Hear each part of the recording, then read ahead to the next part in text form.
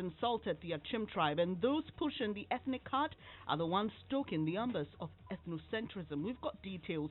And Chairman of Parliament's Public Accounts Committee to fix date for appearance of Ras Mubarak to justify his claim that musician Shatawali was paid 2 million Ghana cedis to work as a brand ambassador for state-owned Exim Bank. Because it's an issue that would be coming back to the Public Accounts Committee, I would want to tender it in at the committee at parliamentary level so that it be looked at. But I can tell you for a fact that huge amounts of monies have been given to artists. We'll bring an update on Parliament's pack sitting plus fresh revelations that Parliament owes the Graphic Communications Group for newspapers supplied since May. Also, National Association of Law Students backs opposition NDC's plan to reform legal education as it describes government's pledge to expand infrastructure as misleading, retrogressive, and very weak. The option of the MPP is not progressive enough because we need policy consideration. And the party is in a position to cause that particular policy consideration now. If this government means well for law students in this country, reduce the marking fee in the Ghana School of Law. Details shortly. And in sports, former Sports Minister Nilan Tivandapoy touts the NDC's plans for the development of sports ahead of the 2020 polls. And more than 100 persons arrested for obstructing a police operation at Medina in Accra on Wednesday. They face prosecution as the Accra region screens them today. We'll give you details, plus residents accusing the police of brutalizing them. I'm Bernice Abu-Baidoo, Lansah. It's a pleasure to have you here. The details now. The NDC's chairman, Samuel Ofosu-Ampofo, says no one has insulted the Achim tribe and that those pushing the ethnic card are the ones stoking the embers of ethnocentrism.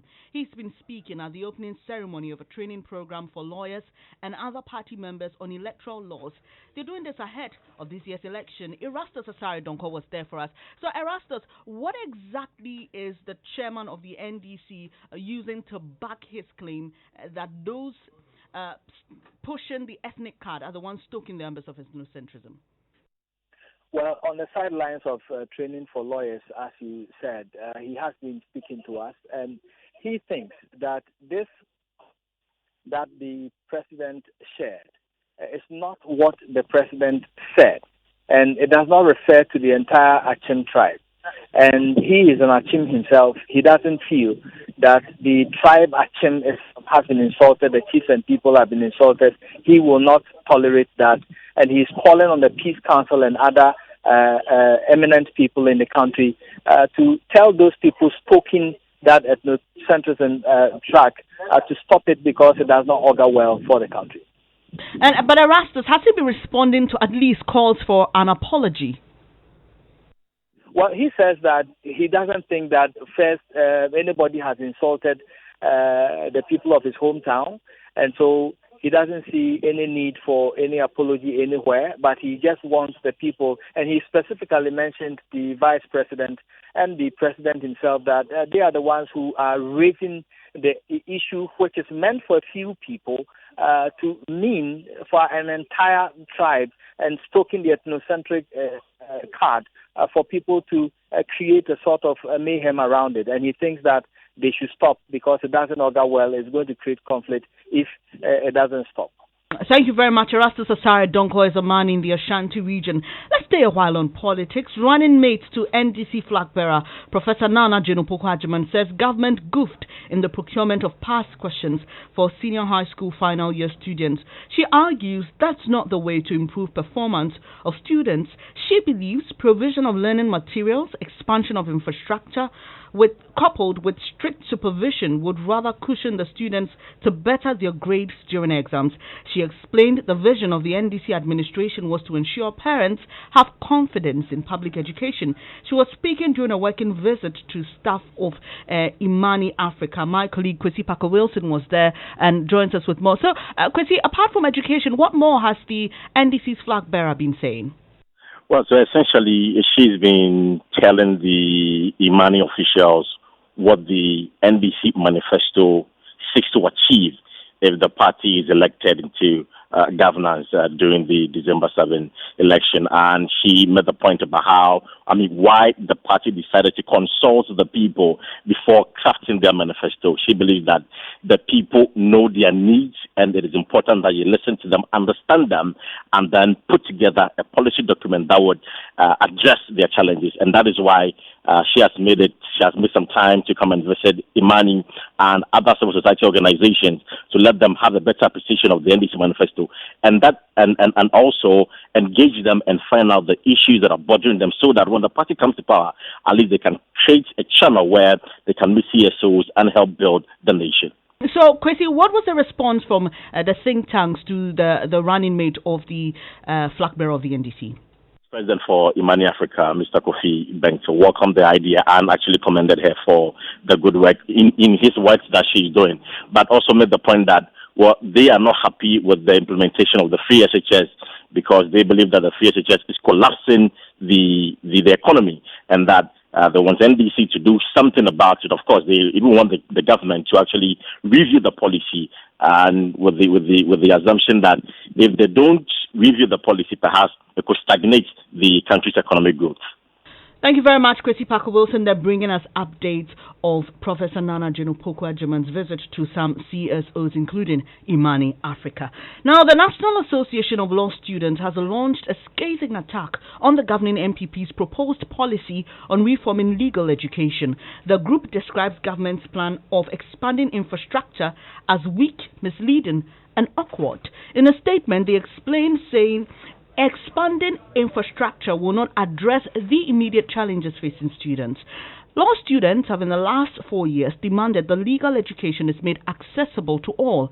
Thousands of persons holding law degrees have not been able to gain admission to the Ghana School of Law, the only accredited institution running the professional law program. The NPP and NDC in their manifestos propose solutions, but the students are backing the NDC's ideas. My colleague Joseph Akable joins me with more. First, Joseph, run us through the proposals from these two parties stated in their manifestos. The governing MPP on page 155 of its manifesto says it will expand infrastructure and increase access to the professional program. The opposition NDC on page 75 of its People's Manifesto is pledging to accredit law faculties to run the program. Also, they want to establish a council of legal education to be responsible for accreditations to such institutions and establish a law faculty in the northern region. So, Joseph, the law students have been reacting to these two policies. Give us details of that. They say the NDC solution gives hope and certainty. They explain the expansion pledge of government cannot be achieved within 12 months in a manner that provides space for the existing backlog. They also say the NDC showed more commitment to legal education when it had power by accrediting more law faculties and increasing the campuses of the Ghana School of Law. Philemon La, who is one of the leaders of the association, tells us more. The option of the MPP is not progressive enough because we need policy consideration. And the party is in a position to cause that particular policy consideration now. They're in power, they have the opposition. So we are just asking, if this government means well for law students in this country, reduce the marking fee in the Ghana School of Law. Call for a reduction in the remarking fee for Ghana School of Law. Prove to us that you really are listening to the concerns we are making and cause changes now, before elections come. How about the proposals of the NDC? They are politicians. Both parties are political parties. And we are happy to the extent that is a pledge towards solving the problems we face. And we are particularly happy because when the police were beating us and the Flagstaff House was not ready to listen to us, the former president listened to us. As much as this is a manifesto promise, we shall, in the event of an NDC victory, hold the NDC to task to ensure that the very promises that they are pledged in their manifesto is fruitful. And so you heard Philemon Lada is one of the leaders of the association. Now, Joseph, we know CDD fellow in law and justice, Professor Stephen Asare, has been at the forefront of this fight for accessible legal education. What does he make of the two proposals from the parties? He also backs the NDC's view, stating that it is fair to say that the party has done more listening than the NPP and has offered a far superior solution to the problem. He adds that universities, not some centralized government school, should be in charge of legal education. Thank you very much, Joseph Akable, there with details on responses or reactions to reforms that the two parties are proposing for legal education in the country. Now, Chairman of Parliament's Public Accounts Committee says he'll fix a date for appearance of Ras Mubarak to justify his claim that musician Shatta Wale was paid 2 million Ghana cedis to work as a brand ambassador for a state-owned Exim Bank. Popular musician Charles Niama Mensah Jr. stage named Shatawale at the center of controversy once again. Kumbungu MP Ras Mubarak alleges that he has been paid 2 million Ghana cedis by state-owned Exim Bank to work as a brand ambassador. In this instance, you gave money to Shatawale. Honorable Chairman, no, not at all. As far as I'm concerned, it is a media campaign that we're running with a consultant. Management of the Exports and Imports Bank, set up in 2016 to provide loans to businesses, came under heavy scrutiny yesterday after Ras Mubarak raised the concern at a Public Accounts Committee sitting. If it is confirmed that you signed a check of 2 million for an artist by Exim Bank, either signed by you or from your outfit, will you believe that that check is really coming from your outfit?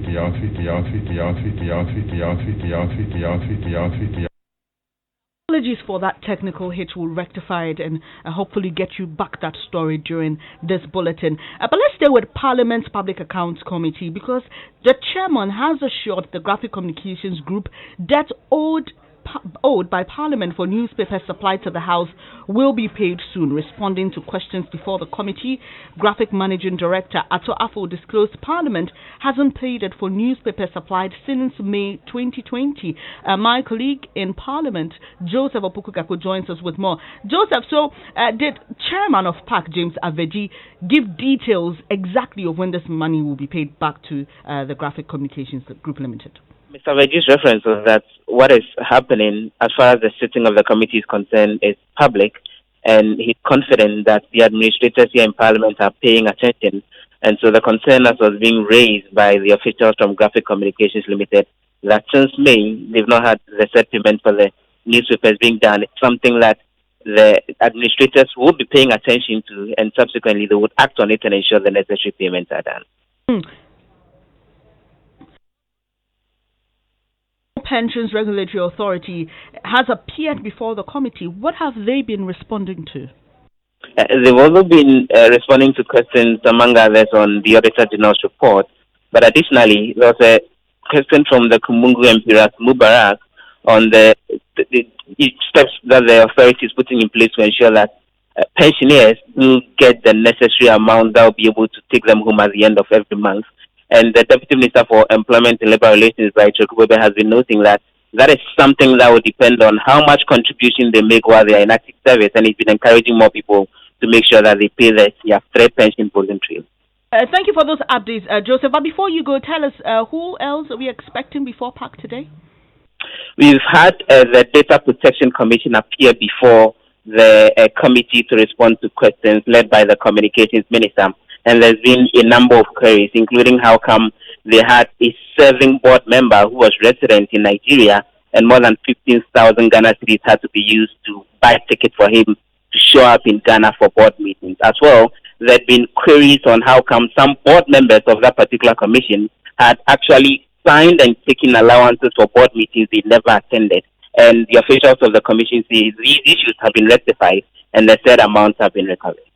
Thank you very much. Joseph Opoku-Gakpo is our parliamentary correspondent. Now, Vice President Dr. Mahmoud Bawumia has arrived in the Upper East region for a 2-day tour. While there, he will visit some flood-affected areas and donate relief items to victims. The Vice President is also expected to pay courtesy calls on some chiefs and inspect ongoing projects. Correspondent Albert Sorry joins us with details. Hi, Albert. We know the Vice President will visit the flood-affected areas. Has he been able to do so? Yes, Ben, the Vice President just inspected a portion of the Olga Boku Road that has been washed away at Kobori. He just finished inspecting that road and addressing the people there. He's been assuring them that as soon as the water recedes, government will move to reconstruct the road so that traffic can resume. As it is now, the Boko side of the Upper East region has been cut off from Bogatanga, so nobody is able to move across. The Vice President is moving from here to Anaki, where he's expected to give some relief items to some of the flood-affected victims.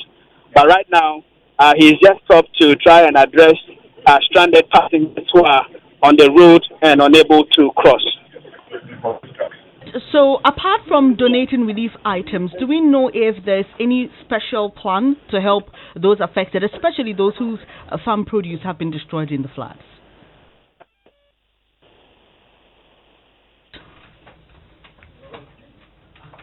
Well, we seem to have a challenge there. Albert has just gone off. But let's bring you some more stories now. More than 100 persons arrested by police on Wednesday for obstructing a police operation at Badina and Accra will be prosecuted if found to have prevented the police from carrying out its work. A video showing a clash between residents and armed police deployed from the Accra region and a bailiff to evict the squatters and clear a piece of land went viral on Tuesday. In the video, one armed police officer was pushed to the ground while others fired several shots in the air. There were no casualties, but the police retreated and returned on Wednesday, arresting 109 of them. Well, the residents have been accusing the police of brutalizing them. We're working on getting you some of those concerns raised by the residents there. You're listening to the Midday News on Joy 99.7 FM with me, Bernice, Abu-Baidoo, Lansah. Just gone by, NDC Chairman Samuel Ofosu Ampofo says no one has insulted the Achim tribe. We'll be bringing you more details shortly.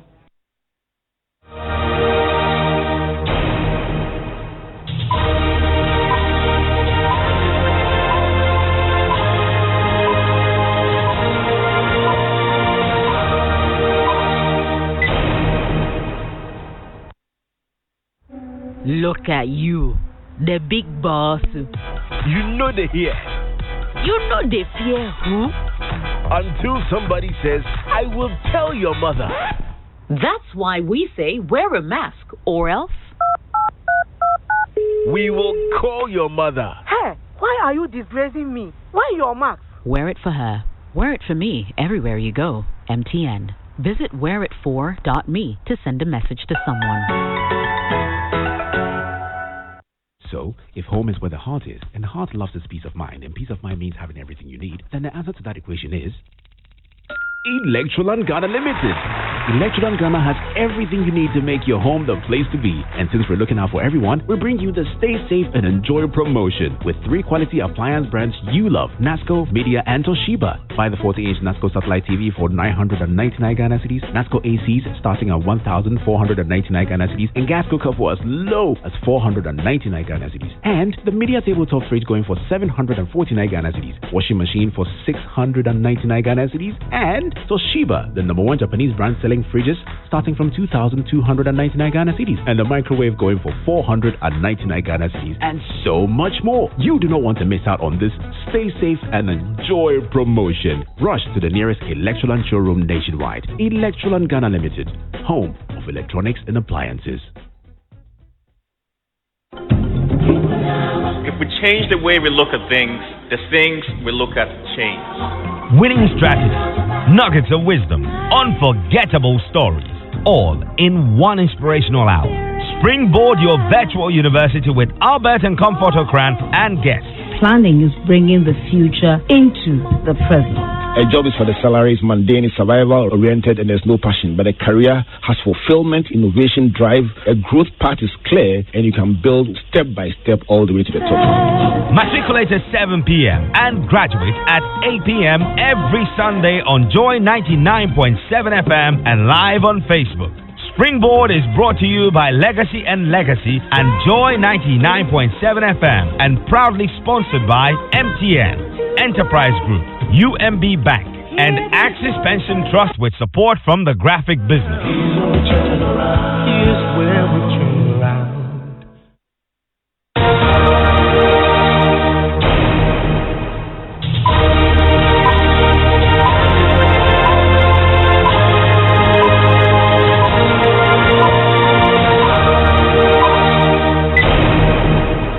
This is the Midday News on Joy 99.7 FM with me, Bernice, Abu-Baidoo, Lansah. Thank you so much for staying.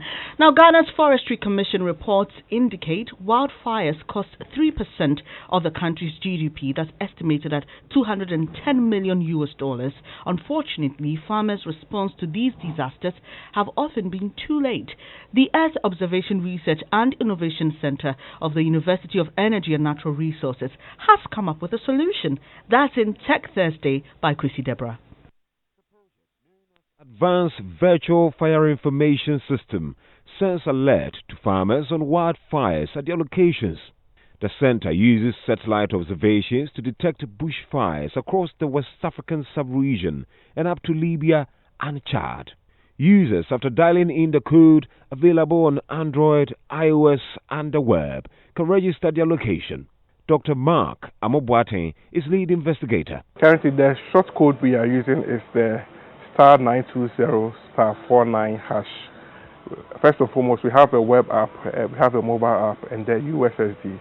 And what each user has to do is that you dial the code, then you can register your location, either the latitude and longitude, or the Ghana Post GPS, or if that's not available, then you can put in your town. But we prefer you put in the latitude, longitude, or the Ghana postcode, which means that we can give you precise information. So once it's registered, what we do is that from our system, once we detect fires or anything that is favorable for bushfire or wildfire, we send you an alert and notification. In addition to that, what we've done is that since we're also doing weather forecasting from our simulation models, we are also pushing weather data to it. So for our farmers and anybody who is on the system, you get precise fire and weather data for the location which you registered. Okay, so when you dial that short code on any mobile network, you will get the options. The first option is for you to register. That's your location. Okay, so once you register your location, it gets into our system. Then we send you updates. For Joy News, Kwesi Deborah. That's for Tech Thursday. It's now time to do sports. Hello, Hans. We understand that the former sports minister, Neelan Tivandapo, has been sharing more details on the NDC's promises for sports in their manifesto. As you know, it's not about making the promise about how you are going to be able to fulfill and deliver on those promises. And the former sports minister has lauded the NDC for making sports the main development tool in their working plan should they get the nod in the upcoming presidential and parliamentary elections. Flag bearer John Dramani Mahama outlined the plans to build more infrastructure and strengthen school sports with the furnishing of the Winneba Sports College during Monday's manifesto launch. The fact that sports at this particular time in the world has become a very huge industry, and as such, if our manifesto is hinged on creating jobs, prosperity, and also inclusiveness, then it's important that we look at a sports policy and sports programs that will open opportunities for people to be employed, that will create jobs, that will also prosper people and let those who are involved in sports benefit from the sports, and also try and see that all people who are supposed to be in sports and who are in sports are given opportunity to benefit from the infrastructure and the development of the sports we have, and that not that we have sports exclusively for some people and then get some people off. Another highlight in the manifesto was the development of a sports fund to ease the financial burden of least funded sports federations. Nilante is promising not just the setup but the implementation. But over the period, lack of resources, the mainstream resource opportunity for the ministry has been the budget. And because we have been so national budget dependent, it was always difficult for us to be able to embark upon certain things that we envisage under the sports fund. But this time, with a big push, a lot of resources will be available for us to be able to support the institutionalization of the sports fund and so be able to cater for it. The sports fund is principally aimed at providing resources and making funds available for all the sporting associations apart from football to be able to embark upon their programs and activities for a year, and also make resources available for the payment of allowances and support and welfare packages for sportsmen and women. The former Sports Minister Neelante van der Poy ending sports. Bernice. Thank you very much, Hans. Now, a former contestant of the Archbishop Potter Girls' School at the 2019 National Science and Maths Quiz, Abigail Butchie, says she's hopeful an all-female school will be able to win the competition for the first time within the next 5 years. She's been speaking to Maxwell Agbagba, who joins us. Hello, Maxwell. So we know that Archbishop Potter Girls, Hantaman Girls, and Bibiani Senior High Technical School have been competing. Are you able to give us any updates? Yes, Bernice. As it stands now, Potter Girls has qualified to the next stage of the competition. It was not the best of performance, though, for BPN Senior High Technical School. The contestants managed to get their first 3 points in the fourth round. In fact, after the first round and second round, they were in the negatives. The reps for the school knew their performance was not the best, and you could see them holding their heads many times during the contest. Prior to the competition, the reps from Potter Girls, I mean, you could tell that they were very nervous. I asked them, and they confessed to me that indeed they were nervous. But at the end of the day, they qualified to the 1-8 stage of the competition. Ongoing now, though, is a contest between Takwa Senior High School, we have Bia Senior High Technical School, and then the third school, and we're waiting to see the school that would qualify to the next stage of the competition. At 3 p.m., we have the third contest happening here at the University of Cape Coast. Thank you very much. We will be expecting more updates. You can join us on our social media platforms. Join News on TV, Joy 99.7 FM for updates on the 2020 National Science and Maths Quiz. Let's head to Tamale now. There's another competition happening there. My colleague PSA Nanaya Asafo has updates. PSA, what's been happening? Yes, so here at Tamale, history has been made. This is SHS are the first schools to qualify for the 1 of the preliminary. National quiz. They beat other schools, SHS and SHS. Unfortunately, we are unable to hear you clearly. We will bring you updates on that. But if I heard a portion of his submission is that Zabzugu Senior High School has qualified to the next round. You're still listening to the Midday News here on Joy 99.7 FM. The National Road Safety Authority is pointing to faulty and non-existent street lights on major roads in the Bunu region as one of the causes of road traffic accidents there. The regional boss, Kwesi Ajenim Boateng, says though human error cannot be ruled out as a major factor in road accidents, improving the lighting system will go a long way to save lives. Let's hear him. Rather, most of the crashes occur in the night. We might attribute that to maybe speeding and also fatigue on the part of drivers. Then also the lighting system is also no good. So the lighting system also can contribute. Actually, there are no street lights or what? Yeah, street lights on the roads is also an issue.